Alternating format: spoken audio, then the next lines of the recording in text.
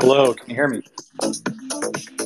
Balaji, we can hear you, even over the intro music. How are you?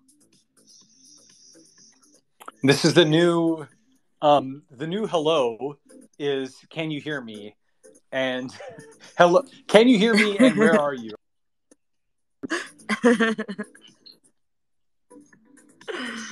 It sounds like a commercial when you say it, like a Verizon commercial. Who would have known that would become the greeting? GM. I think GM is the modern greeting. GM is the modern greeting in this world. I think we need a first commandment or one commandment where everyone only says GM. I think certainly more friendly than their possible thing. All right, Balaji. I need to give you a formal intro. I need to give this show a formal intro. And good morning. And by that, I obviously mean GM. Welcome to the State of DeFi, a weekly show brought to you by Hashflow, the new RFQ-based decentralized exchange protocol. Hashflow allows you to trade on any chain and cross-chain with no front-running and no slippage. I'm your host, Nicole Benham. For those of you who don't know me, I'm head of community for Hashflow, the host of this show, and leader of the Hash Gang cult. Today we have with us Varun, also known as Gandalf the Brown, our CEO, who can get into a little more detail on what exactly Hashflow is before we introduce our special guest, Varun. Hey guys, thank you for the intro, Nicole, and Balaji. Thank you so much for joining us on the DeFi State.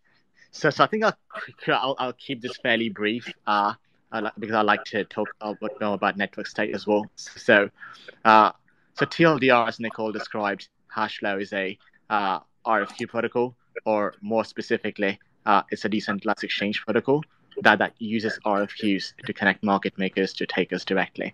So the advantage here, what it means for people trading, is they can trade without front running and they can trade without slippage, and it's a massive improvement in the previous paradigm of AMMs per se, where Uniswap solved the 0 to 1 problem for AMMs, or DEXs in general, but allowed anybody to create markets on the fly and then basically be able to trade assets without needing a market maker. What Hashflow did is essentially it improved on that design by adding RFQ to make price discovery far more seamless and robust. So we can go a bit more into this, or I think I suppose we should probably have Balaji take over and give us a bit more into his views on DeFi currently, and then we can dive deeper into other things. All right, well, I got to give Balaji a formal intro. Our special guest today is Balaji Srinivasan, angel investor and entrepreneur. He was formerly the CTO of Coinbase and general partner at Andreessen Horowitz. He was also the co-founder of Earn.com, acquired by Coinbase, Council, acquired by Myriad, Teleport, acquired by Topia, and Coin Center. Balaji was recognized by MIT Technology Review's Innovators Under 35, won a Wall Street Journal Innovation Award, and holds a BS, MS, PhD in electrical engineering and an MS in chemical engineering, all from Stanford University. His new book is out, The Network State, How to Start a New Country, and is receiving a ton of positive reviews. Recently, Mark Andreessen made a comment and said, and I quote, "Balaji has the highest rate of output per minute of good new ideas of anybody I've ever met, and the Network State may be his best." So, I'm excited to get into this. Balaji, welcome. Hello, yeah, welcome. Thank you. Wow, what an intro.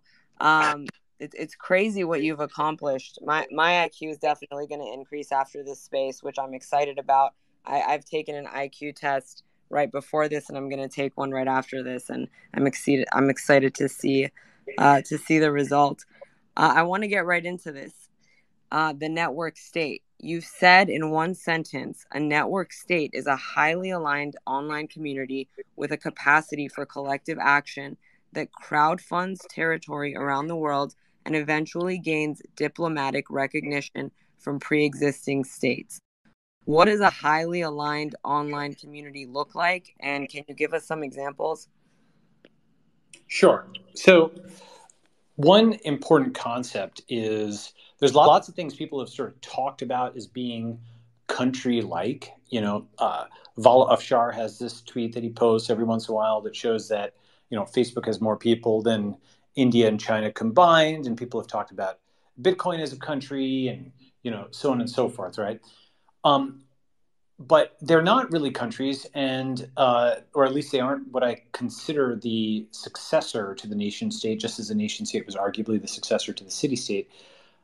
And one of the reasons they aren't is they aren't tightly aligned enough internally. The 3.6 billion members of Facebook do not really take direction from Zuck. They don't really even necessarily look at Zuck as their sort of lawful president.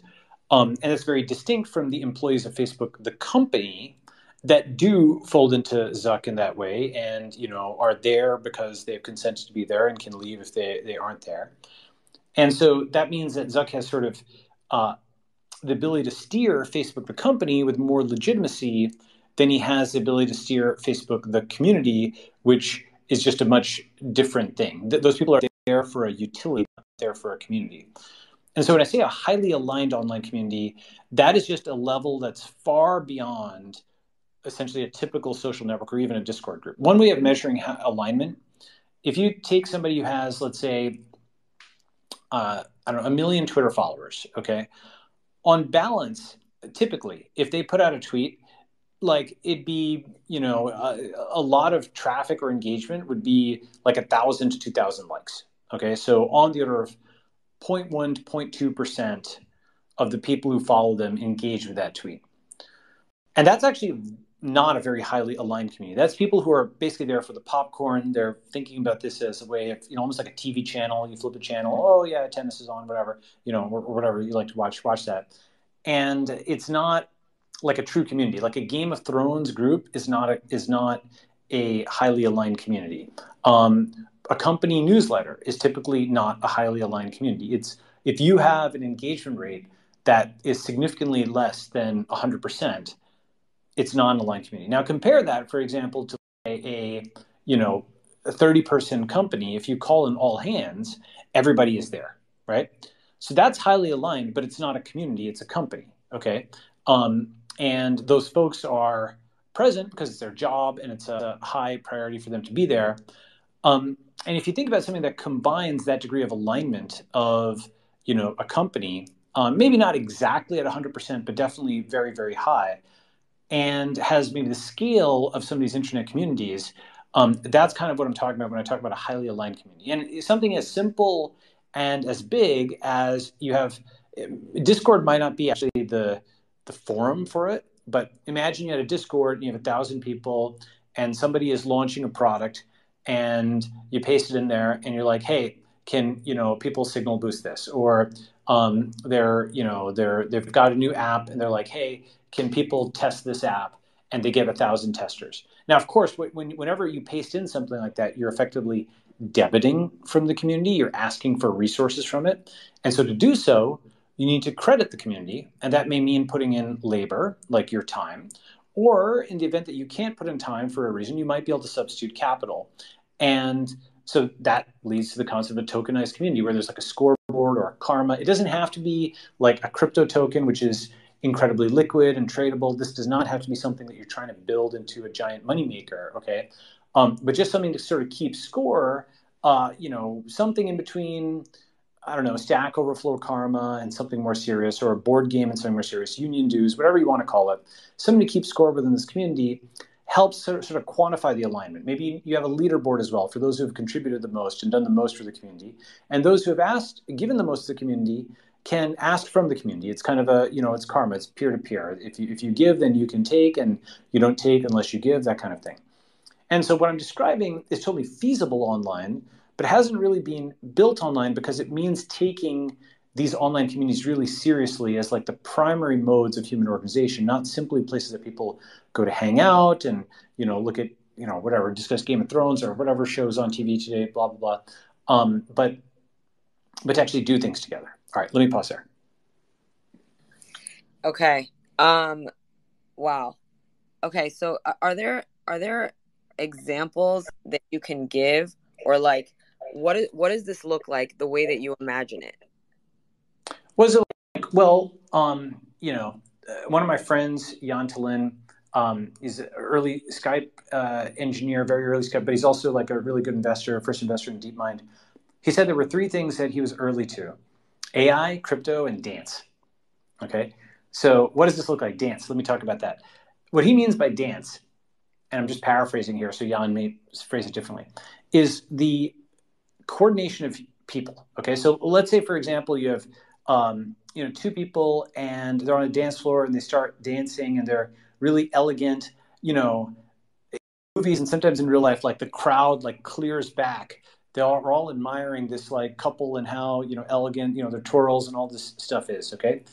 And that's like two people who've sort of like become like one organism, for the purpose of that dance. And you can scale that up. It's like cheerleaders at, a football game, they'll form this pyramid. It's like, quite complicated to do that. You have to choreograph it. Or you have a military march, right? Where a bunch of people are, the reason military marches are done is it shows that that group of people can move in this very unnatural, highly coordinated way with their, this marching kind of thing and stepping this way with their full battle regalia, because it means that they have martial discipline. They can move as one unit, right? And then you scale it up one more level and you get to a cryptocurrency, and that's a bunch of people who are all aligned with each other. Even if the outside world doesn't like it or doesn't want to participate in cryptocurrency, nevertheless, the interactions of these millions of people are setting prices. They are creating value amongst themselves, even if the rest of the world doesn't believe in it yet. Okay. So the point is that in each of those examples, as you go from the couple on the dance floor to the, the cheerleader pyramid, to the military march, to the cryptocurrency, regardless of the outside world, if a group of people really, really, really, really, really align with each other very much, then that gives birth to something. That's basically what I would consider the quantitative definition of a nation. People in the past, the term nation and state are actually different terms. Nation comes from the same root word as natality. It means like common birth, common descent. The state is like the administrative layer, like the government. Lots of people have essayed, meaning they've tried different definitions of a nation, sort of like the wise men and the elephant. They're pulling on the trunk, they're pulling on the tail, they're giving different things. Some people say a nation is those of common language, others of common genetics, common descent. Still others say it's a proposition nation, and so on. And I kind of have a quantitative definition, which is a nation is a bunch of people who are very densely connected in a social network.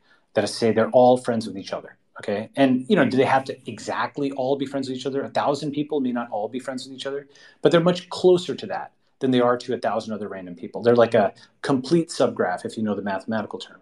And so the closer you are to a complete subgraph, where all the people care for each other, pay attention to each other, work with each other, and that's something, by the way, that can be literally quantified, right? You can parse Twitter, parse some other social graph, see, like mutual relationships, et cetera. You can pull those subgraphs out, distill the true communities out of these giant, warrens of these huge social networks that aren't really communities. You distill the communities out there, and those communities don't look necessarily like offline communities. They're communities of the mind, not communities of the land. And then putting structure around those communities, that's kind of what I think is the next step. Okay.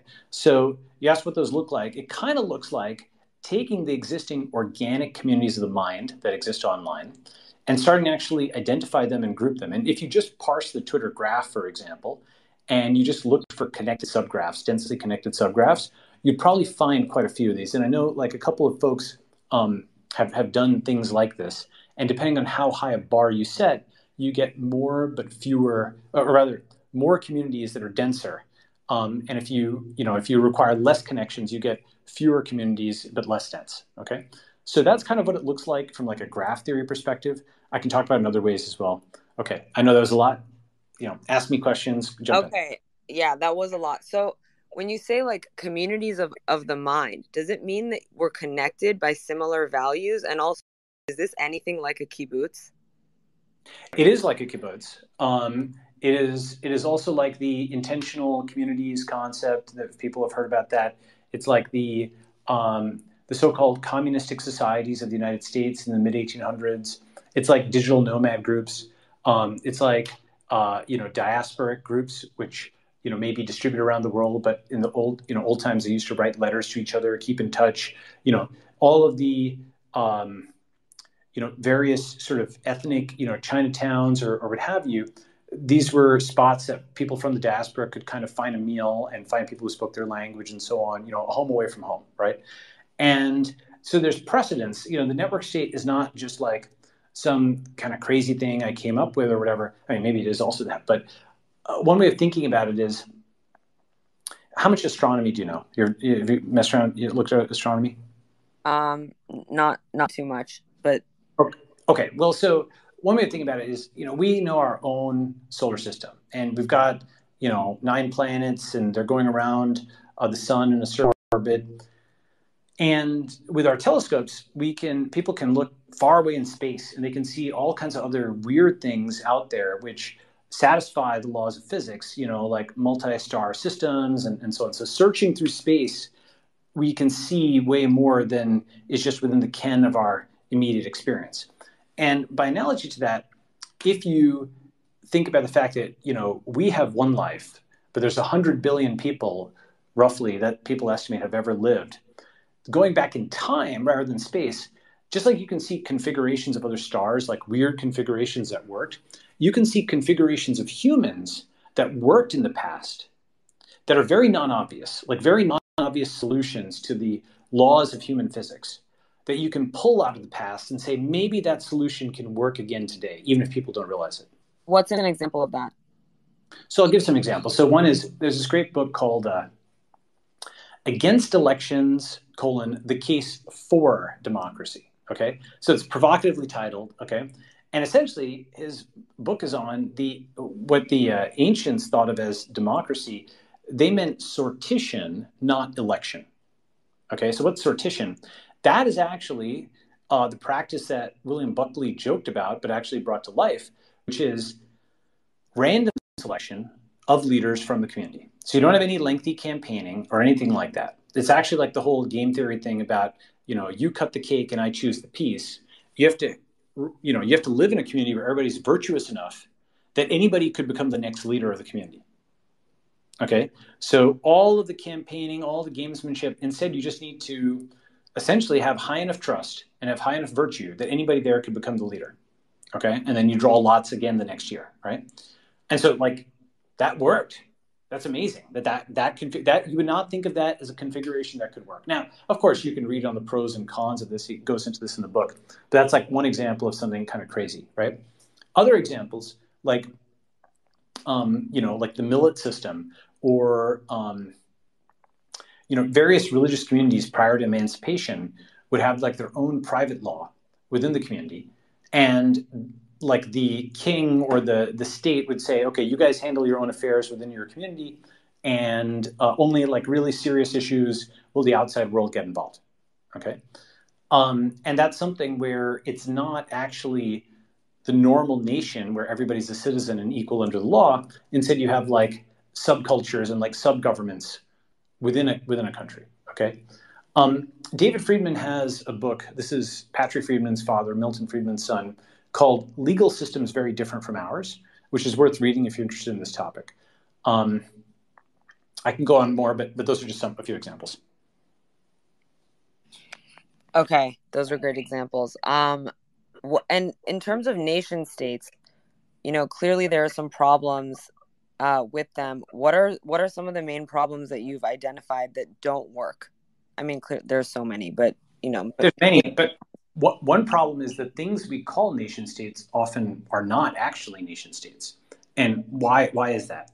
Well, going back to that thing, the nation, we use the term nation state, but if we ask what is the nation and what is the state, as I mentioned, nation comes from the same root word as natality, like Nazis, and it's like common birth, common descent, common ancestry, common culture. So like the canonical nation, like the Japanese nation, okay? These are people who for many years have spoken the same language, lived in the same place, have the same culture, all these things like line up, okay? And that's distinct from the Japanese state. For example, in 1946, the Japanese nation, the people, was governed by the American state after the occupation of Japan. After Hiroshima and Nagasaki, when the U.S. won, it occupied Japan, and the state was really the American state. That was the supreme government. Okay. And so once you think of, the relationship between the nation and the state, one analogy is it's like the relationship between labor and management in a factory. Okay. Like the nation is the people and the state is government. Just like the labor is like the masses within the factory and the management is the executive layer, right? Now, that doesn't mean that the relationship has to be adversarial, but it indicates that it can be adversarial at times, right? Because interests are not always aligned, and you want them to be aligned, okay? So this brings us to the definition of a nation state. So historically, the point of a nation state was you have this group of people that has some historical association. And it need not be, by the way, genetic. This is the thing when I talked about the guys all, talking about the elephant, the tail of the elephant, the leg of the elephant, et cetera. It could be religious, it could be cultural, it could be linguistic. I mentioned Japan, and speaking Japanese, that seems like a pretty good, kind of definition of Japanese nation. But if you went to, let's say, Spanish, like being able to speak Spanish, it seems like there's too many people spread across too many different places with too many different cultures to think of there being a Spanish nation, or rather a Spanish-speaking nation, in the same way that there's a Japanese-speaking nation, right? So that one axis alone of language isn't perfect, right? But it's not simply, scale, because China has sort of forged a nation. It's 95% Han, speaks, basically the same, dialect of Chinese. So, they've got, you can argue this point, and certainly they've got many ethnicities within China, but it's basically, it's multivariate, right? So for any given community, if you've got a distance metric between two people, nodes in the social graph, you can say, and I talk about this in the book a little bit, and in the V2, I'm going to go into a bunch more detail. I actually pinned the image. Oh, great. Yeah, so that people can look at it. So it's pinned to the top of the space. So if we go to that image, what can you tell us? Okay, great. So graph theory, I'll do the graph theory later. Short version is basically that the distances between nodes in a graph, you can take a bunch of different ones, linguistic distance, genetic distance, cultural distance, et cetera, and you can cluster on that basis, and you can define nations on that basis. And the reason that nation states are broken today is that many of them are not nation states. They've got multiple nations underneath the state. For example, there's the Democrat nation and the Republican nation. That's like Sunni and Shiite, Hutu and Tutsi, Protestant and Catholic. Those are really two different nations under one state. That's, you can see this even in like marriage, like Democrats, 96% of Democrats are not married to Republicans. Only 4% would marry a Republican. And so that's like, ideology becomes biology in one generation, right? That's like an ethnic thing. It's no longer an ideological thing. It's a tribal thing, And so that's like really a multinational state. It's at least a binational state, arguably multinational if you go and dig in further. So when people talk about, we're not aligned, we're polarized, it's way deeper than that, right? And so in a sense, the answer is actually to return to the original concept of a nation state and realize that these are not nation states. They're really multinational empires. Okay. And that's why there's conflict, because it's like an empire that's got a lot of different squabbling groups that do not share values underneath the same ostensible banner. And if they were each able to form their own states, they'd be very different. That's not just the US, that's all over the world, all kinds of places, many different folks from the Catalonians to, like all kinds of different groups have been actually writing about the network state. I can, give you some of those links later. Okay. Why don't I talk about your image now, or the image? Okay. Good, Nicole? Yep, I'm listening. Okay, great. Sure. So this image, I want to do a lot more visuals in the V2 and so on, but this image, I think, summarizes the concept, okay? Just like Bitcoin decentralized the currency, can we decentralize the state itself? And really the key concept, or one of the key concepts, is that the internet increases the value of enclaves. Okay, what's an enclave? It's like a piece of territory that's surrounded by another sovereign. Enclaves kind of used to be how the world worked. Before, maps, or like what we consider sophisticated modern maps, before modern surveying, before like the ideology of nationalism, which is itself a social construct, before all of that stuff, if you look at an old map of Europe before Bismarck, or even you look at a map of India pre-1947 with the 562 princely states, right? It looks fractal. There's just, all of these different groups or whatever, because people were not like staring at a map that had been rectified with rectilinear boundaries. They were sort of snap to grid, right? The nations of the world right now are like a snap to grid of something that was much more organic and fractal and so on before that point, okay? And there were lots of enclaves, and people would just walk. There weren't passports. There wasn't border control, not in the same way. You did have forts and stuff. It wasn't like people didn't think about defense. They had moats. I'm not saying there weren't like defended, passes or canals or things like that. But technology to even think about borders in the way we do today and to have the sophisticated maps we do today, that wasn't there, right? You could just kind of walk around the world, all right? And what changed that is once you got like kind of modern surveying, once people kind of had borders to fight over, people really started fixing on them. Now, I'm not like a reflexively like anti-border person, but I do recognize that a lot of the borders on the planet were just sort of written by the British. For example, all the straight lines in Africa or the Middle East, there's just like some guy just went and made some lines on a map. It didn't reflect underlying ethnic groups or linguistic groups and so on. It was not an organic fit, okay? All right, why does that matter? Well, now today, so one of the reasons that enclaves went away is all those little pockets, all those little things with a little king here, a prince there, et cetera. They all got rolled up by these nation states. Nation states are like scale creatures, okay? What we now think of as France or Germany or Italy is actually relatively recent, just a few hundred years old, okay? And in fact, at the time of the French Revolution, Hobsbawm talks about how most people in what we now think of as France did not speak what we now think of as French. They spoke like other languages or dialects, and it got all just, steamrolled out and smoothed out by the French government. Similarly, for Italy, Garibaldi unified Italy, Bismarck unified Germany, and they homogenized the law, the language, all this stuff in this gigantic terrain, okay? One way of seeing this, what the old world used to be, and then I'll come back to the image. If you think about the UN country, quote unquote, of San Marino, okay, that's like this duck-billed platypus, like a piece of the past that made its way into the future or the present. And it's just like this 30,000 person little thing that's within Italy on a map. And that's like what the world used to be. They retained their sovereignty because they sheltered Garibaldi during independence.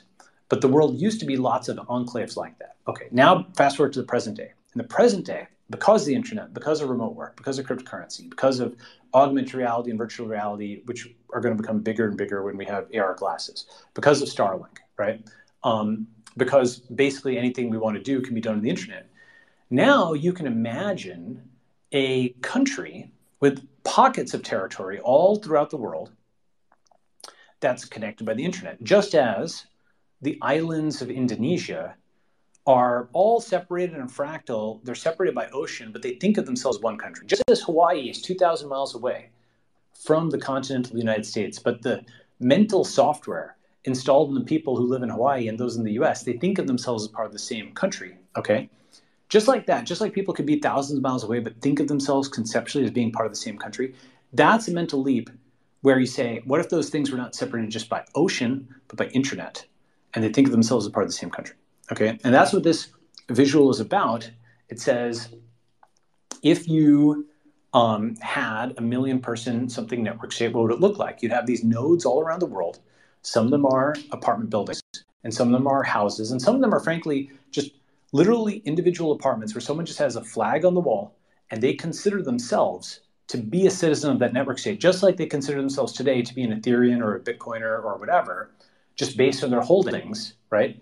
They can talk about people online. They can be effectively dual citizens. This is very important. Just like you don't have to hold everything in Bitcoin or everything in Ethereum. You can hold 1% is actually a lot, right? You can hold like a fraction of your holdings in there, but you still think about this a lot more than your fiat holdings. In the same way, just like people can have multiple currencies, soon everyone will have multiple passports. Digital passports, I believe, are what comes after digital currency. And this is actually another way of thinking about NFTs. People talk about them as art, and that's an application. I'm not saying they aren't. But another way of thinking about them is as a passport to a community. And then the art on it can be broken up into a specific and a generic component. For example, the generic component for something like Bored Ape Yacht Club is like the ape concept, and the specific is that which is unique to the person. In the same way, on, let's say, a US passport, other passport, The generic is sort of the artwork or whatever around the passport, all the stuff that's like anti-fraud, blah, blah, blah. And the specific is like your specific passport photo. Okay. And then that passport gives you access to things, just as the digital passport gives you access to that community. And then over time, access to other kinds of things that the community builds. Okay. So you can log in with MetaMask or whatever. If you have that NFT in your wallet, then you can get access. Okay. So this visual over here of the network state in one image shows a community that is at the scale of a traditional nation state in population, but also actually in real estate, right? That collective footprint around the world, all those ranches and apartment buildings and cul-de-sacs and even small towns, all of those together add up to something that's legitimately country scale. It's just like an internet Indonesia. If you've seen the map of Indonesia, it's lots and lots and lots of small islands separated by ocean. This is lots and lots and lots of small islands separated by internet. Balaji, I have a question here. Go ahead. So I think one of the observations we could make based on what you described is you almost think of blockchains as their own nation states, right? Because what I'm taking away here is it basically a state anywhere people with common set of values come together and interact with something. So when they align common set of values and principles, they essentially end up forming a state or a nation.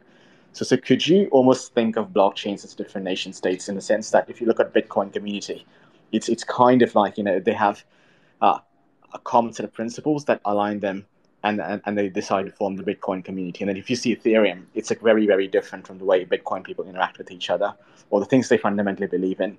So do you think that's a good analogy here, or just broadly interesting to see what do you think? Well, yeah. So basically, just like you've got, absolutely, the cultures of different coins are going to be, are already are, like precedents for the cultures of different countries. In the same way that, like, the yen and, the Japanese yen and the Korean won, today functionally they're really not that different. But they give you access to a different enough set of goods and services. The Turkish lira or whatever. Okay, maybe that's not the best performing currency. But the point being that functionality is not always the distinction between two different currencies. It could be community. As technologists, we're used to thinking of it as always being, okay, this has privacy, this has programmability, etc. But if something could be successful probably as like the Ethereum of France, or the Solana of Spain, okay, and you could just win on the basis of just extreme community adoption, even if your technology was otherwise generic. You win on the distribution, and that would actually mean that you're culturally different. The suite of applications that we built would reflect maybe the same underlying technology, but have different distribution.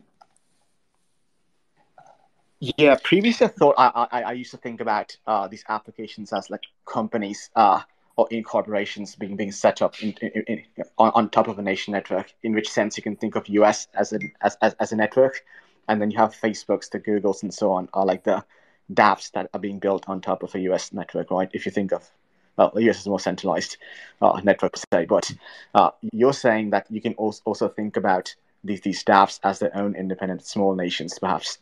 So. Yeah. So right. So actually on that topic, there's an interesting thing you can Google, which is 50 states of the U.S. population over time. Visual Capitalist has one link, and so does YouTube has another. I might post this after this. And what you'll find also is like within the U.S., competition between states was actually a huge thing, is still a huge thing over its time period. For example, do you know what states were really big in like the mid-late 1800s? No. Yeah. Like, go ahead, Nick. No. Same. No. So like Ohio was actually like pretty big. Ohio, what the heck? Yeah, but that's why it's like father of presidents. Okay, like I think half a dozen presidents, 7 presidents, something like that came from Ohio. Why? Because it was like, what we now call the Rust Belt, but it was like this big deal in manufacturing, or the antecedent of what we call manufacturing, like commodities and stuff at that time. And what you find, which is interesting, is if you look at this graph over time of which states have gained and lost population, people talk about the U.S. as a nation of immigrants. And I've also talked about it as a nation of emigrants, like those who left their home countries to come. But there's yet a third perspective, which is it's a nation of internal immigrants. To a much greater extent than I think people realize, that is like a PageRank-ish thing where these states are competing with each other for citizens within the union. Okay. And that migration tells a story. And it's actually kind of amazing how like the top 1 to 4-ish states do kind of define the era. And one thing that's kind of interesting is over the last 20, 30, 40 years, you've seen New York losing ground and California, Texas, Florida gaining. And more recently, you've seen California losing ground and Texas and Florida gaining.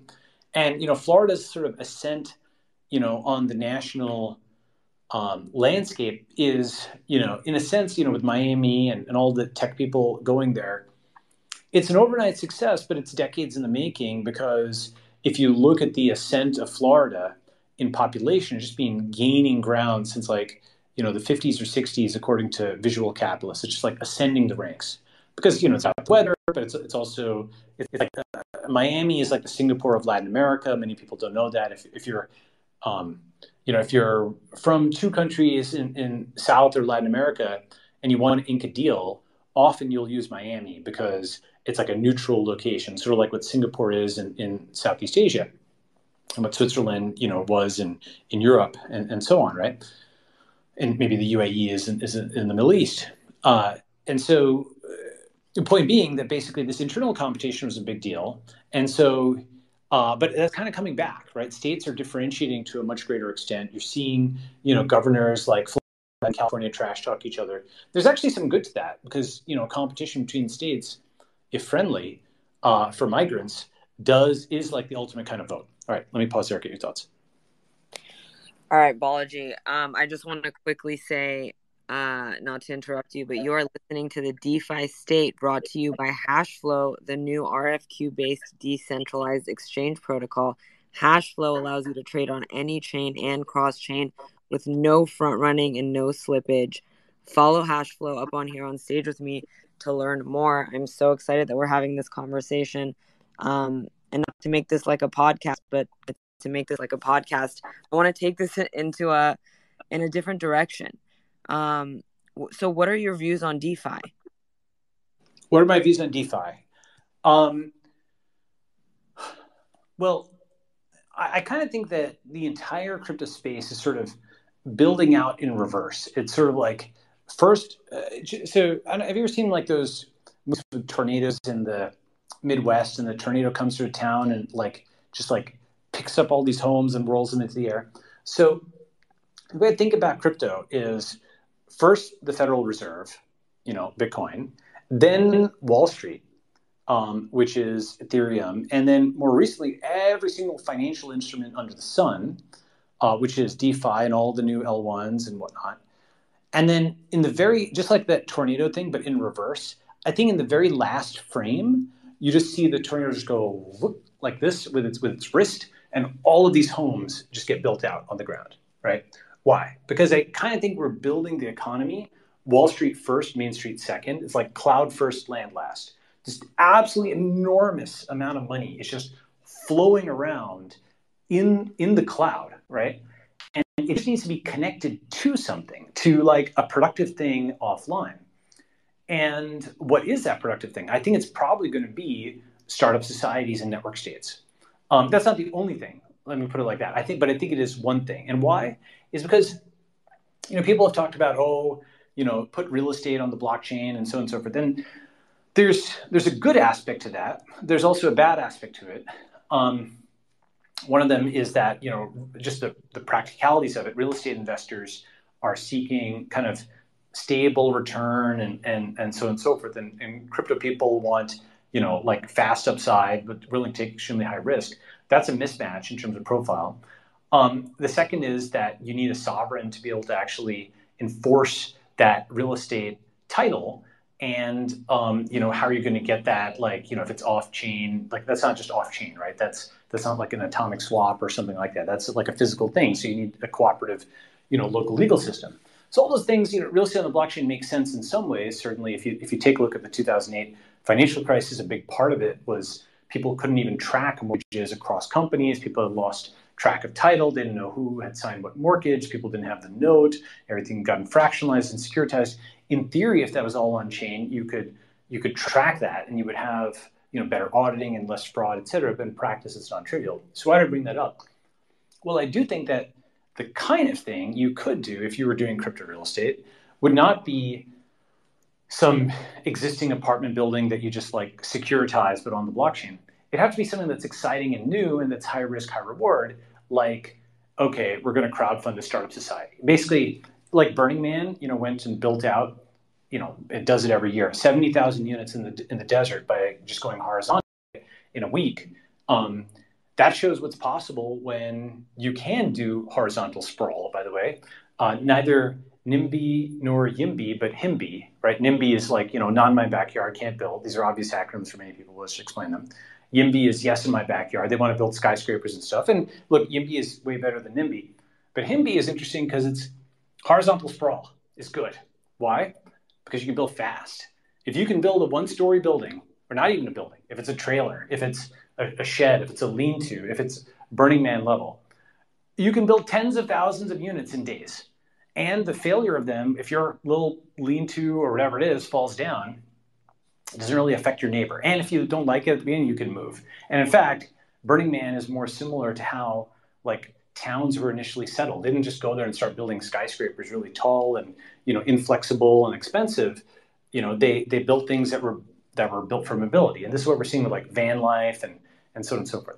So my point is, DeFi is good. I'm not like a huge trader or anything like that, but it would be better if it had something to connect to, which could make use of these insane, financial instruments. And I think what it could be connected to is funding the build out of startup societies like Burning Man, but Building Man, And so now with a flick of the wrist, all this money from the cloud comes down and boom, you've got 70,000 units in a week, something along those lines. The technology is actually exists. If you go and look at some of the videos I posted, like prefab building in China, they can snap together like a subway station in 9 hours. The technology exists. Even if you just don't even go to that level, but you just go to like the stuff that they use for so-called man camps, the oil fields, you can snap together barrack quality housing in the middle of nowhere with generators and water. This is one of the few dividends of all the wars America's fought and actually all the oil fields. You can snap together decent housing in the middle of nowhere, at least, enough for people to live. And so that technology exists, right? That stack exists. There's a whole group of people that just do that. So you could tap into that with all this DeFi money and kaboom, you've got a startup society, an intentional community, a place that has a One Commandment. And I think, that's something that I'd like to see DeFi used for. As I said, look, I'm fine if people want to trade. I'm not like a huge trader, but I'd like to see DeFi used for something useful, and maybe it can be used for this kind of thing in the next cycle. Yeah, this definitely seems more meaningful. I wanted to ask you about your involvement in Hashflow. How did you get involved, and what other applications are you bullish? Well, so I've known Varun as an engineer for several years, and I think I'm an admirer of what Uniswap did with the AMM. I do think like an RFQ model is interesting and worth trying to do on chain, and it's a little more similar to how pricing works offline. And I think it's a worthy experiment, and happy to be an investor and see how it works out. Love it. I have so many questions from everything that you've said. It's funny, every time you talk, it's so fascinating, and I'm getting so many messages, and I can see in the subtweets so many questions. You can go in any direction, but you're also so self-aware that you pause and you're like, all right, that's a lot to unpack. Got any questions? Which I love. I did send you a little DM with a GIF that I posted. If you want to post that, because you pinned the image, there's an ocean GIF. Maybe take a look at that. That might be helpful for people to see how a network state could build out from 1 to 10 to 100 to 1,000, 10,000, 100,000, a million people. Did you tweet this? Yeah, I did tweet it. I tweeted. It's like if you go to my pinned tweet, it's the first reply to my pinned tweet. Okay, so pinned tweet, first reply. Okay, I'm gonna pin that. There we go, and hopefully it's the right one. So, I do have more questions.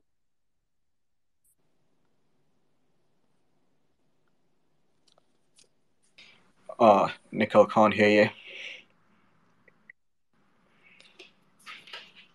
Hello, Nicole. Yeah, He's still there.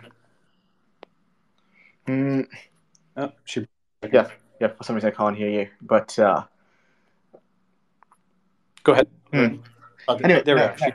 I was gonna, I think, generally ask you around the applications you're generally interested in DeFi, or based on the examples you just gave around, like, things that it could be used in a more meaningful way. Have you seen any interesting things come up recently that you think could be something that could steer the direction towards building out these nation states? Well, so again, right, like, I'm interested in DeFi in a neutral, positive way as a tool, not an end. There are people who are great traders. They just love the game of, speculation per se. I'm not smart enough for that. I just buy and hold. I'm basically a seed investor, right, early investor. So the things I'm interested in are, like, as I mentioned, DeFi for startup societies, or another thing I'm interested in is DeFi for DeSci, right? Decentralized science. Okay. And what I mean by this is, there's science, real science, and then there's, like, quote unquote science, which is masks don't work before they do because science. Okay. And this is like official science, establishment science. And it essentially has gotten away from what true science is, because the core of science is not insistent repetition. It's not prestigious citation. It's independent replication. If you cannot replicate the results of somebody else, it's not science. And if you can, then it is.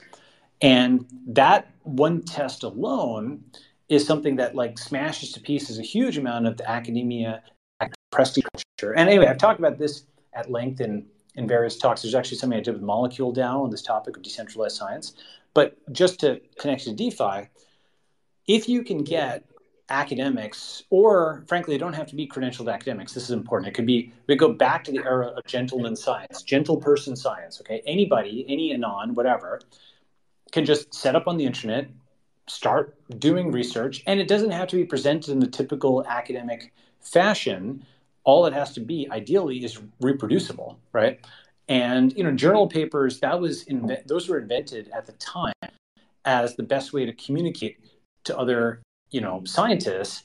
And you might not invent the same format. So there's good aspects of it, but there's things you can do much better. In particular, you make the data and the code on chain. You'd allow people to connect together. There's a prototype of this that somebody did at usescholar.org that you can see, where you actually have the citation graph on chain. So the point being that if you use DeFi for DeSci, labs or individual labs wouldn't just be able to put their papers and stuff on chain.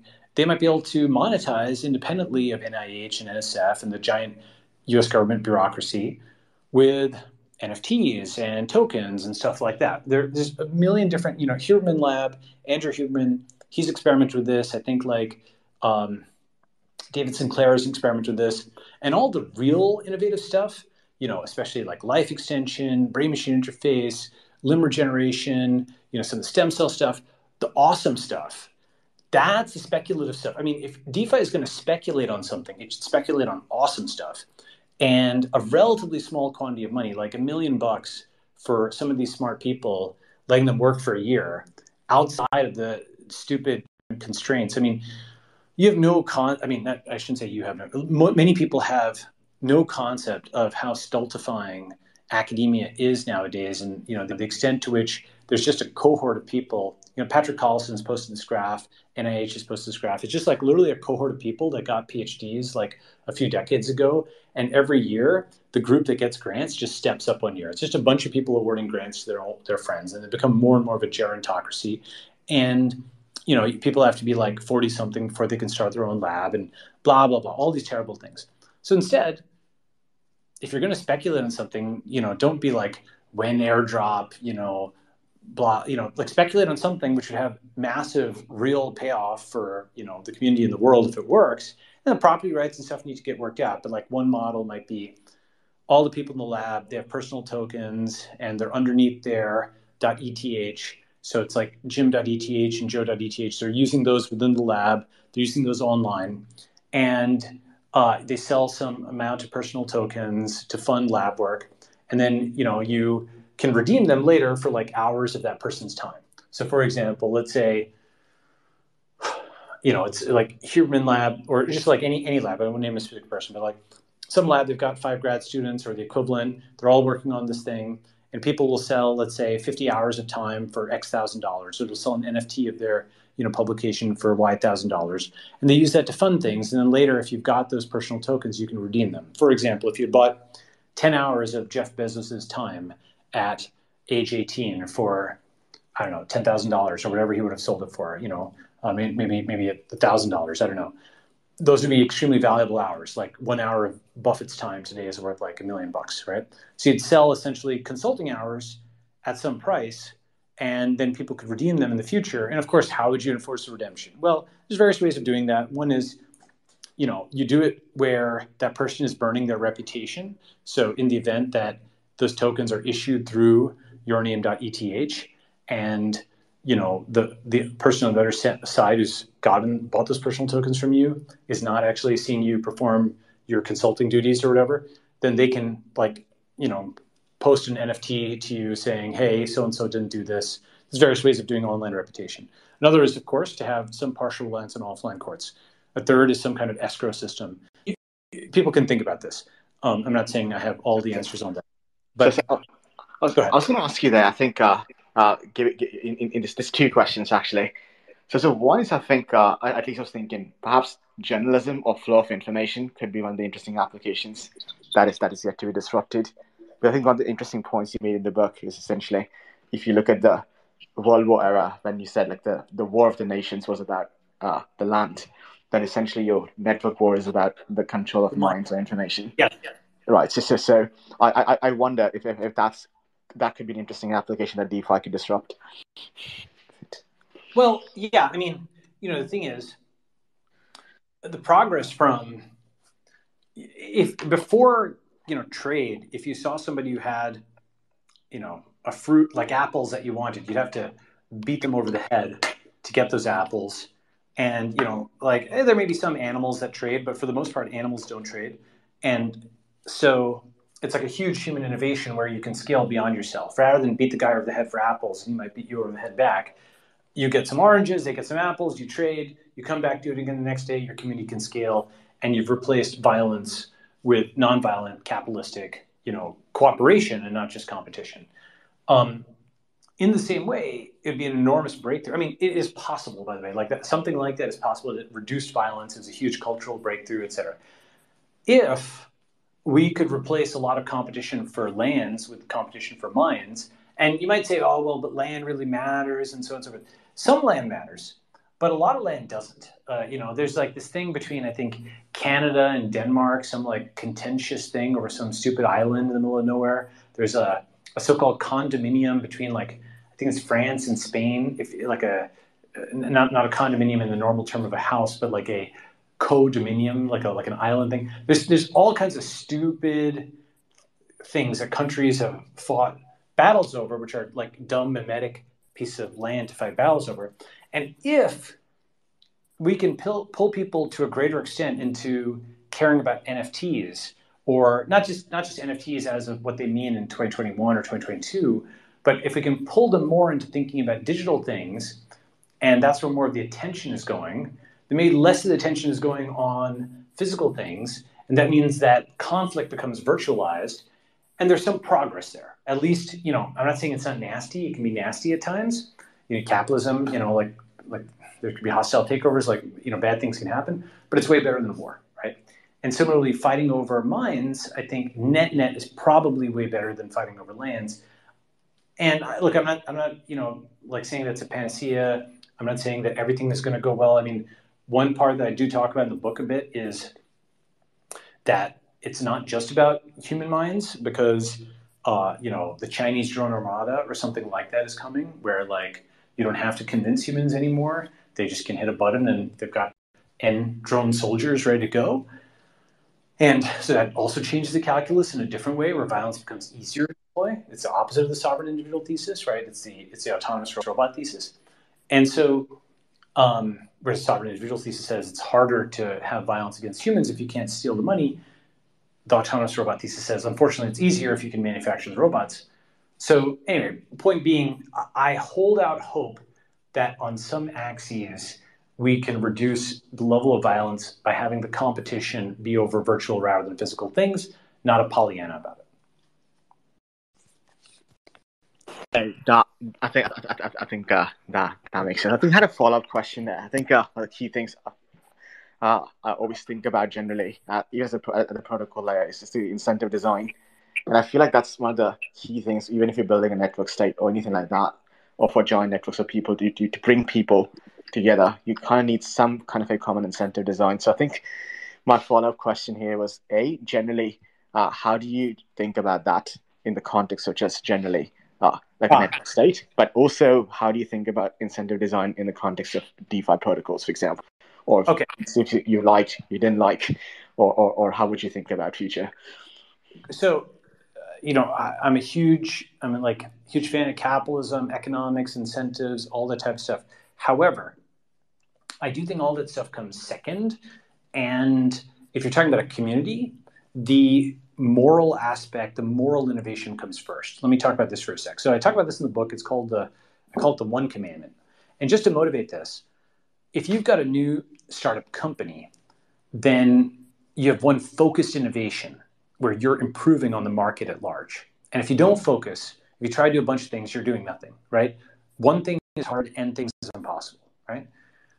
With a startup community, it's different. You're not having, your repeated action is not a unit economic sale of a good. You're not selling like Dropbox style space online. You're not selling a shrink wrap CD. You're not selling, a Tesla.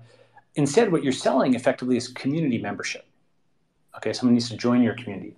For them to join your community, you're going to find yourself describing how the community is different from the world. And if it's not that different, then it's not really that attractive. The more different it is, the more of an innovation it is on the outside world, the more attractive it is. Now, immediately our minds go to technological innovation. Oh, do you have self-driving cars there? Are stem cells, is stem cell treatment, is it actually legal, right? Is something where, could we actually build a house? Oh my God, that'd be the most amazing innovation ever in America, whatever, right? So there's a bunch of things you can immediately go to in terms of technological innovation, and those are all good, and those are certainly part of the motivation for network states. But you can do quite a lot with just moral innovation. And I gave some examples in the book. I'll do two, and then I'll do two. I haven't been in the book, they'll go into V2. Got a bunch more. But so one example is like keto kosher. What that is it's a district where you have a bunch of people in their crowdfunding territory. Like it could be towns, ranches, just like enough space that it's like multiple families, maybe, 20, 30, 50, 100, 1,000, whatever number of families are just living there. What they do is they actually take sugar as a poison seriously, and they enforce a cordon sanitaire. They basically stop it at the border. And every restaurant, every grocery store, every meal within the borders of a keto kosher town or city or what have you is sugar-free. So no high fructose corn syrup, no Snickers bars to tempt you at the countertop, no sugar put into every meal of Chinese food. By the way, like American Chinese food is totally different than Chinese food. All of that just cut out because the community helps you defend yourself and doesn't have to be an individual willpower thing of each person against some giant multinational, right? And meaning, some giant multinational has figured out all these ways to erode some poor individuals' willpower when they're just standing at the checkout and they want to be on a diet and they're faced with, for 5 minutes, step away from the peppermint patties, whatever it is, right? And so keto kosher is a way of actually, trying to have the community come in and help people not consume sugar. Now, this thing alone is a moral innovation. In and of itself, someone who lived in a keto kosher district, once the crime of opportunity of sugar was taken away, they might drop 20 or 30 pounds. Inflammation would go down. Diabetes would go down. Obesity would go down. COVID would go down as a consequence, or any other disease, which obesity is, like a contributing factor. All kinds of things would improve. But then beyond that point, that moral innovation would lead to follow-on moral innovations. If sugar is bad, then continuous glucose monitors are probably good. So maybe everybody in town has a CGM, and they're actually getting that readout of their glucose. And then they're seeing that, oh, this thing is actually, triggering my, spike in glucose levels, and, this is bad. And maybe they go from there to more and more quantified self. And this is something where you go from one moral premise to a technological innovation of CGMs to another moral premise and so on. And this is what it actually used to be. Like moral progress and technological progress, it didn't used to be you had these crazy preachers, lecturing us in the pages of newspapers all the time on what is good, and then separate from them a tech class. Instead, those were actually the same, and the moral innovation was constrained by the tech innovation. For example, public health is a great example where, the sanitation and the tech innovation went hand in hand with the moral principle of cleanliness is next to godliness, okay? And so it used to be that those things went together, and they can go together again. And so the thing is that the incentives that one is thinking about, yes, economic and are important. But if that's the only thing one is focusing on, and in fact, if that's the first thing one is focusing on, you will get a community of people who are like, when airdrop. Have you ever seen Idiocracy? You seen the movie Idiocracy? I haven't, but now I'm going to. Okay. Well, there's a scene there. You can Google it, and the guy's like, "Wow, you like money too? Me too. Oh my God!" Right? And the point of it, of course, is that money is universal barter. Everybody likes money. Everybody drinks water. It's not a distinguishing characteristic. It's not a genuine basis for a community affiliation. All these DAOs that start with a token and have a bunch of people like, I've got 15,000 people in my DAO. Yeah, well, they're there for an airdrop, and then they're going to leave, and they're going to sell, and whatever. And it's just going to, it's not a real thing. It's like the way to actually give permanent value to your community, think about a spring in the middle of a village that doesn't run out. Okay, that spring is everlasting. That's your moral innovation. It doesn't run out when there's money. The sugar-free zone doesn't suddenly get sugar in there if times are tough. Okay, economy can be down, economy can be up, but people are healthy. They're there for that motivation. To give you some more examples, okay. Another one I mentioned was digital Sabbath. Okay, so look, I'm super online. I do a lot of things online, but I also like being offline. I actually print stuff out. I have my math and my, little pen notepads and stuff like that. And I'll just go totally offline. No one can reach me and just work offline, right? Mark it all up. Sometimes I'll write, longhand, many pages, just go back and type it all in. Why? Distraction free. You can see the beautiful outdoors. Laptops also don't really work in glare. And so what you can imagine is digital Sabbath. So now you've got a network archipelago, just like I mentioned before, all of these towns and ranches and so on.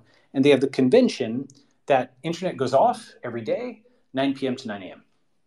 Ta-da! Now you don't have any glowing screens at night. Everybody gets kind of the signal, okay, time to go to sleep. Now, Xinhua did this actually in China. They just turned off the internet at I think it was 12 midnight to 8 a.m. So all the kids couldn't play video games all night, right? They took away the temptation. Ta-da, no more infinite video games.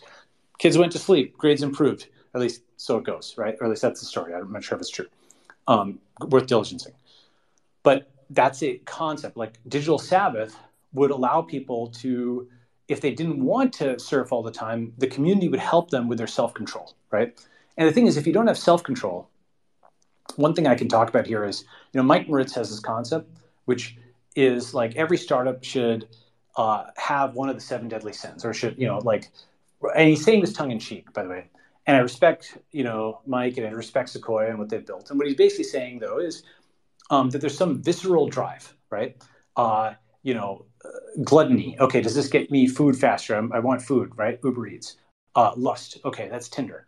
Pride. Well, Instagram. Wrath. Well, that's Twitter, right? Sloth. Okay, that's delivery. Amazon Prime, et cetera, et cetera.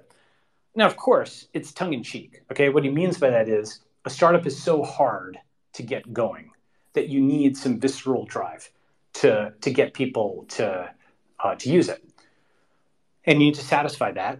And the problem is that the excess of that visceral drive are like these 7 deadly sins. It's loss of self-control. And the other problem is that when these companies go from small to really large, then now they're incentivized to actually exacerbate that thing beyond the level of, hey, I'm serving a visceral drive, to I'm actually incentivizing you to overeat, for example. Now, I want to be absolutely clear. This is not like really a tech thing or even solely a tech thing. There's all these companies that other folks own, like, Coca-Cola, Pepsi, See's Candies, all these things, chocolate, all this stuff predates tech. Okay, tech is like just really like one of the versions of it where it's clear from the beginning to the end. The thing is that an enormous part of American society, if looked at through this lens, is like many companies can be slotted into one of the 7 deadly sins. It's like it's gambling, or it's porn, or it's food, like high calorie food, or it's sugar, or it's trying to basically break down people's willpower in one way or another. Okay. So how can you actually combat something like that when the economic incentives are there, when there actually is a visceral drive, et cetera? And the opposite of it is like, the 7 cardinal virtues, right? So against sloth, I forget the exact one, but it's like, there's basically the self-controlled versions of these, right? Like versus pride, there's humility and so on. And how did that react here? So I think a useful way of thinking about these One Commandment communities is they're a way of doing a profitable vehicle where now you're saying, hey, let me have one of the 7 cardinal virtues as one of the things I'm doing a moral innovation on. So now you reverse the polarities, right? You pull it back the other way. Okay. So for example, keto kosher is like the opposite of gluttony. Okay. And why do people join? Because they want the self-control. And what is the business model? Well, for all of these startup societies that I'm describing, it's the new SaaS. It's society as a service. Now you can plug it into all of our existing models with churn and CAC and all this stuff, right? You've got all the matrices, everything that we know how to do with SaaS, except your members are paying members of your community, and now they're there for something that helps them with the 7 cardinal virtues, for example. And it doesn't, by the way, that's like the Catholic frame. You don't have to go with that. You can take religious things from other cultures. Okay, I'm just using that because it's familiar to Western society. I'll give you just 2 more. So I mentioned keto kosher. I mentioned digital Sabbath. Another one I put on Twitter is like keeping down with the Joneses.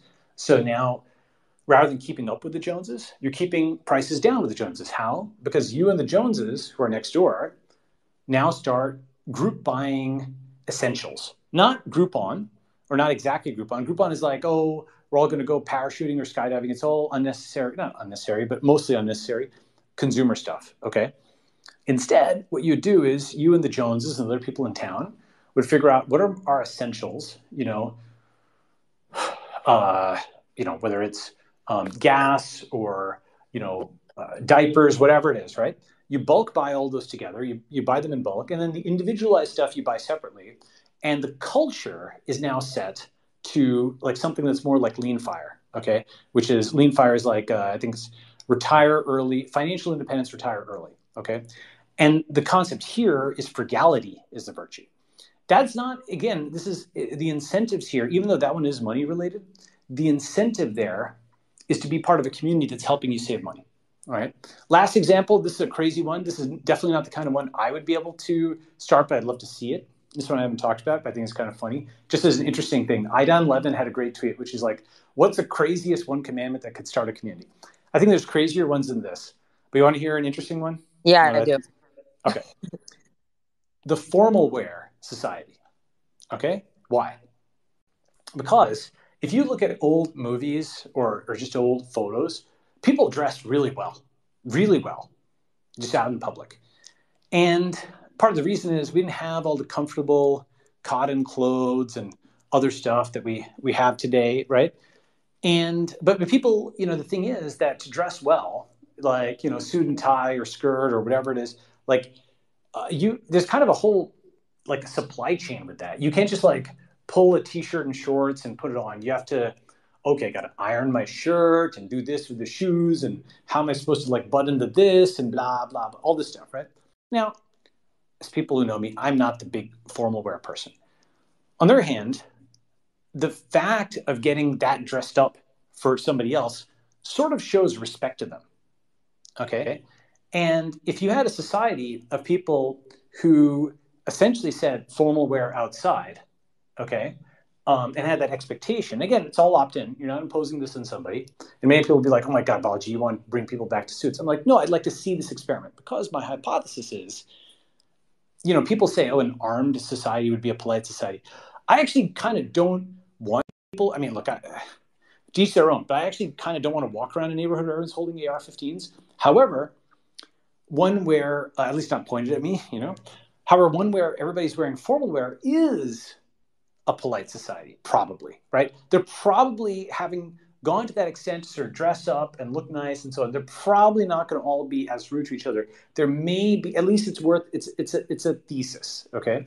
And I think as a function of that, they probably might also pay more attention to fitness and so on and so forth. Now, that doesn't mean, by the way, that you need to wear the same scratchy fabrics as the early 20th century. There's stuff, this is not an ad, I'm not an investor or anything, but like Mizzen and Main, for example, is stuff that sort of feels like stretchy workout clothes stuff, but it looks like suit and tie, right?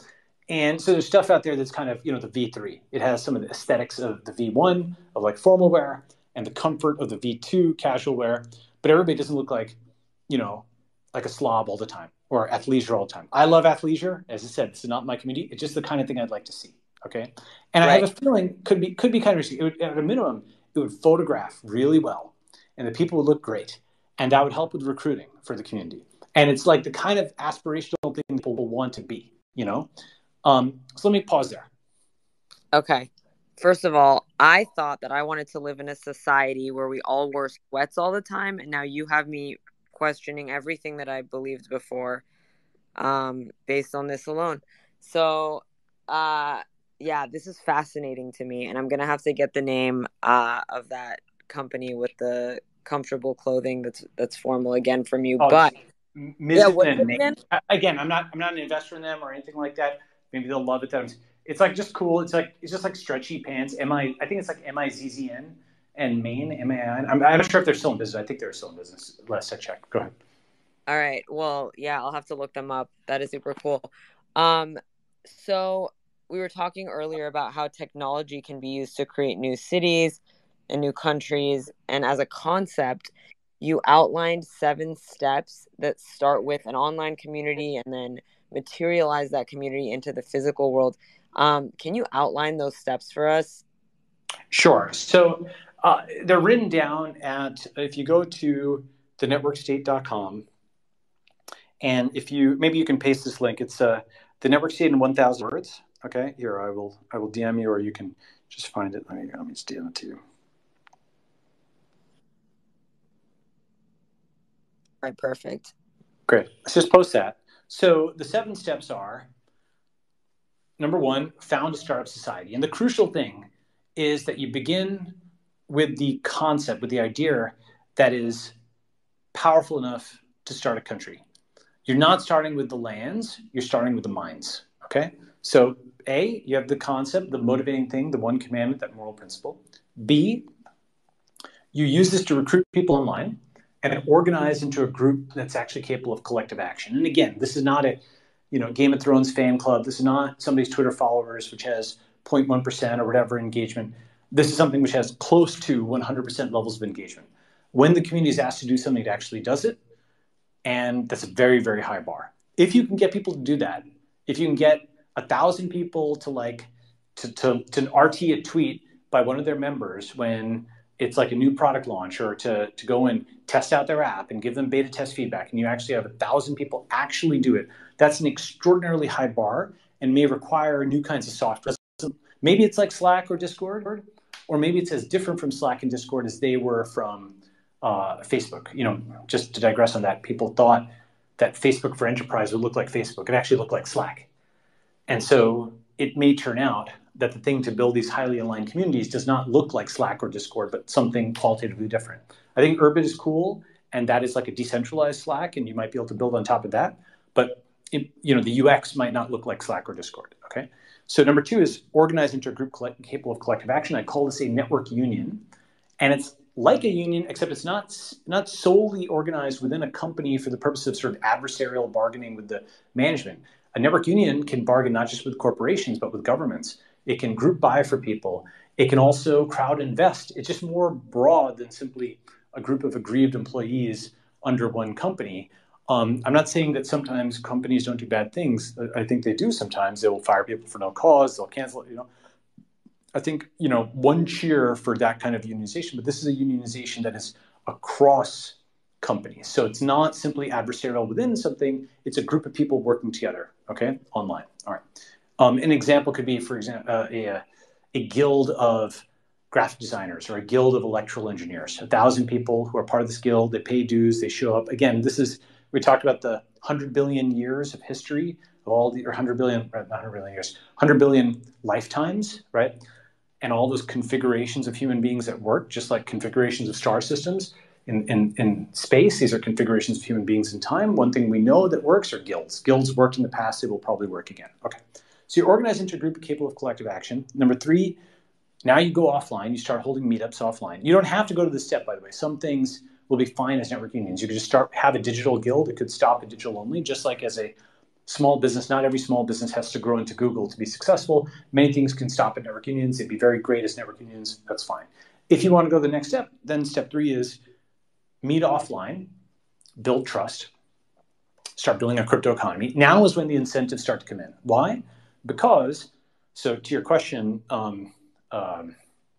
the reason that we're going to need, actually, I wasn't sure if it was Varun or Nick who asked the question, but let's say it's Varun. Okay.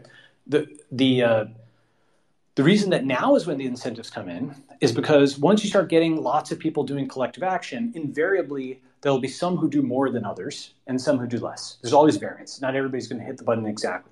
So what do you do with that variance? That's where tokenization comes in my view. There's this internal labor economy of the group, of the community, and this token becomes the currency of that economy. Stack Overflow has a version of this with karma, where people answer questions and they get karma for it, and they spend karma on getting other people to answer questions. And there's also a leaderboard where if you hold a lot of karma, you're at the top of that leaderboard. This was a big thing in the early 2010s. I think it's a mature community now or whatever, but it was useful to kind of populate all kinds of answers for different things. And they just didn't really have any tokenomics. They had status tokenomics, not money tokenomics. They were giving out leaderboard and recognition. But that's also a thing, right? Status incentives are like money incentives. It's like the y-axis alongside the x-axis. When you think about economics, you don't need to go to money right away. Status might do it, or some combination of status and money, or something else, okay? But that's something to think about, all right? So step 3, you're meeting offline. You're building the crypto economy online. Step 4, this is a huge step. Now you've got a community. They're meeting online constantly and offline. They're capable of collective action. They've got a crypto economy.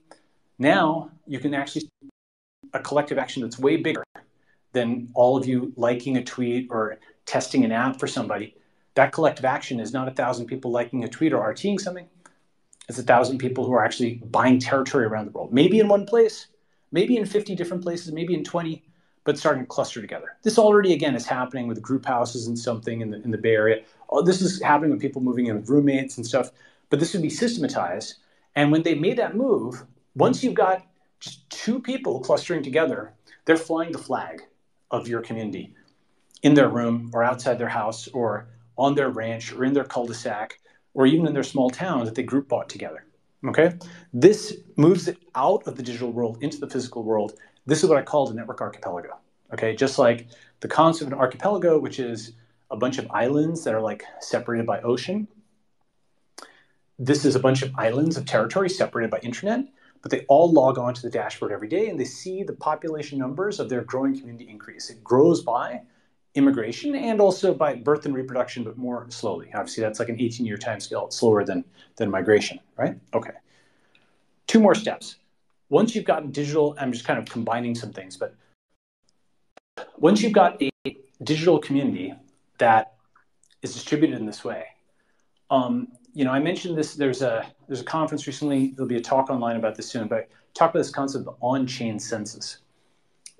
this will be an important application, I think, of crypto oracles to prove that your decentralized state-like thing, your network archipelago, is as big as you say it is. Because in theory, you could just fake the numbers. Why don't you say you have 1,500 people and tons of land?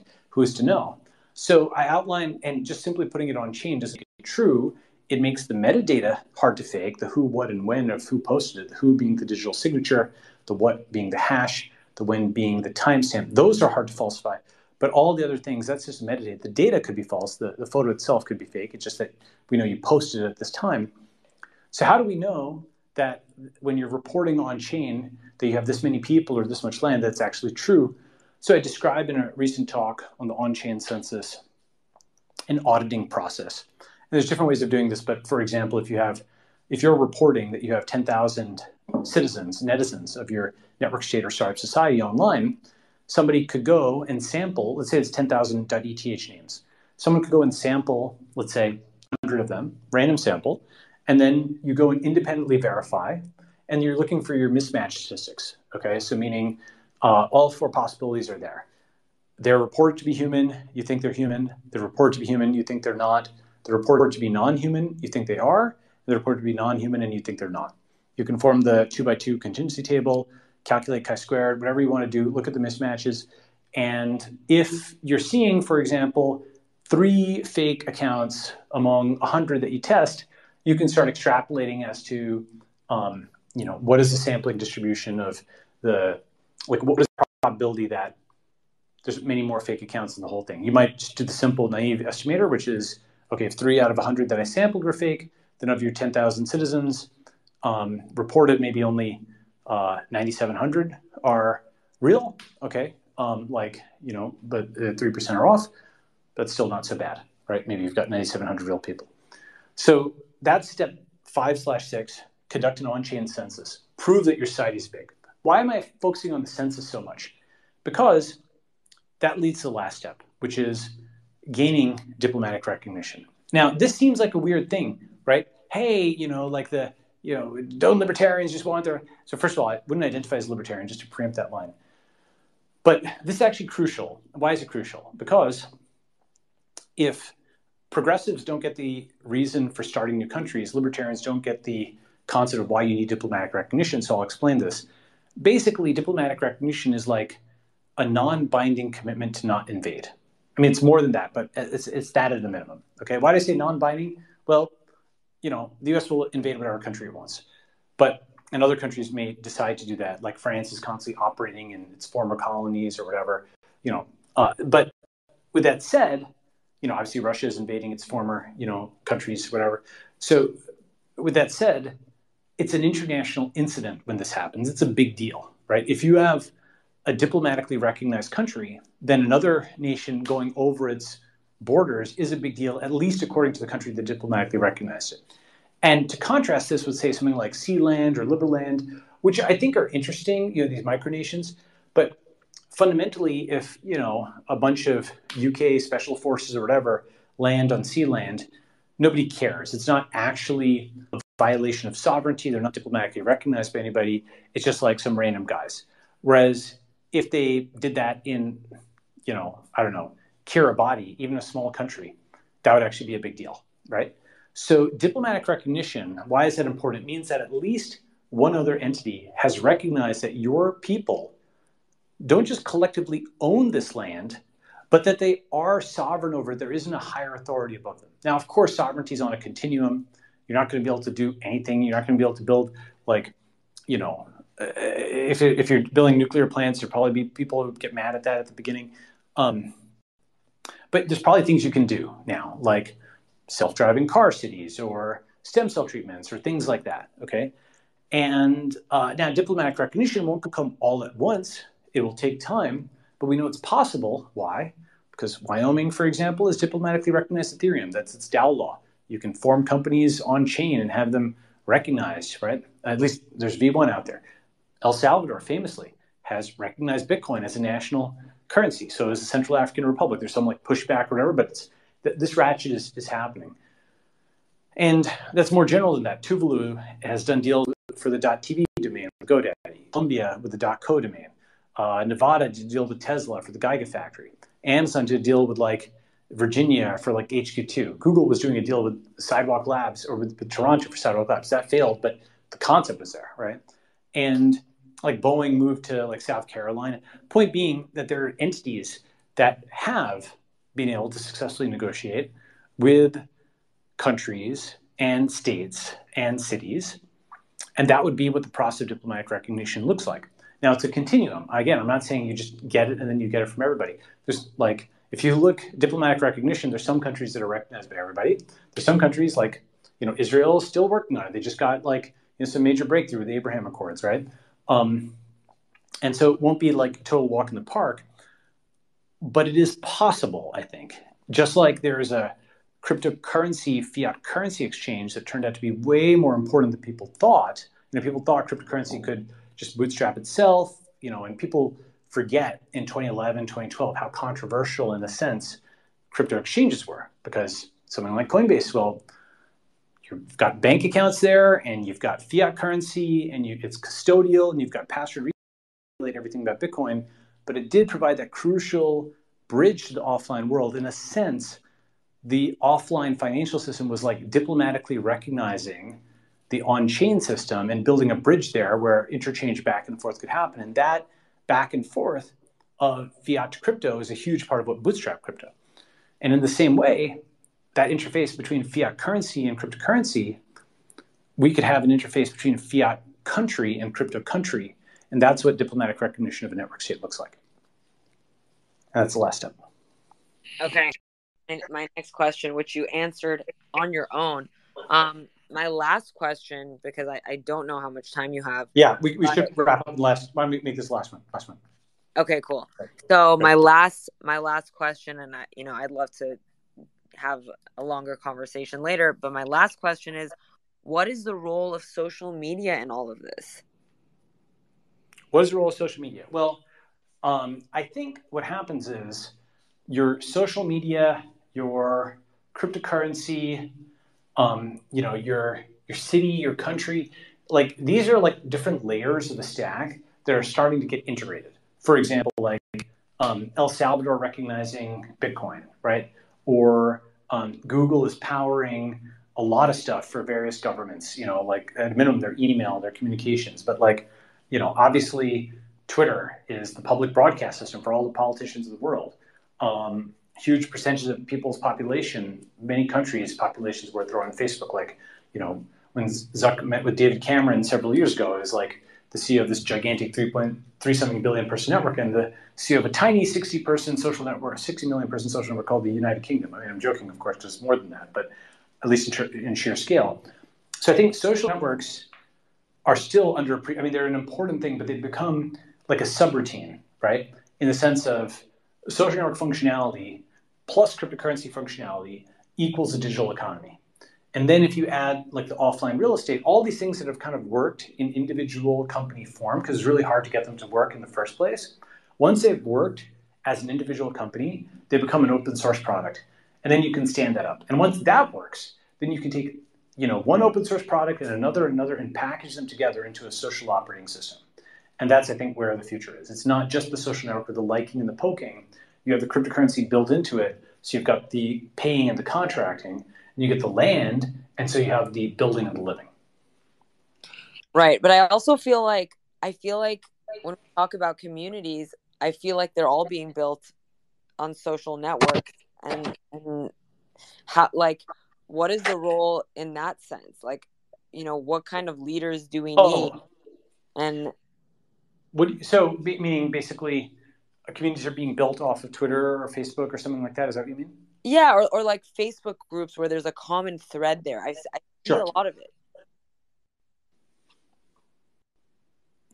Like in terms of what you're saying, even with the example that you gave, No Sugar Society, or like there's literally Facebook groups that are dedicated to concepts like that. Oh yeah, right, exactly. So I think there's a lot of ripe fruit that could be plucked and turned into. Not all of them will convert in this way, but it's a little bit like academia, right? You have a bunch of people who were researching, various machine learning things, and or last decade, a bunch of them got pulled into Google and Facebook and other places, and we saw those theories, became practice, and that was like a lot of the breakthroughs in AI are from that. And a lot of the cryptography professors, networking professors, distributed computing professors have now gone and started cryptocurrencies. So, and not all of them necessarily work, but that's really great so-called lead gen, right? Those are ripe fruit. You should pluck those, see what happens. And I think quite a few of these communities, lots of subreddits, lots of Facebook groups, maybe bulletin boards and forums, things like that. A lot of those, and crucially, by the way, I think the distinguishing thing of like a Facebook group or a subreddit is they have a moderator, right? They have admins. They have like things that are on topic and off topic. They have the rudiments of digital borders. And what that means is that when you NFTify them, those rudiments become like a little less arbitrary, and also enforced in a somewhat different manner, because it's a little more, it's on chain. You've got now like a digital passport. You can program against it. It's not simply the discretion of the admin alone. It is something where, the admin grants that NFT. Maybe they have revoke access on it. You can have different groups with different standards on that. But it just kind of up-levels the concept of that digital boundary around the community being key, as opposed to the general scrum of global Facebook or the general scrum of global Reddit, right? And so those like ripe fruit, those leads, I don't know, if you take 10 of them, maybe one of them produces like a good startup society. And then like if you take 100, maybe one of those produces a network archipelago.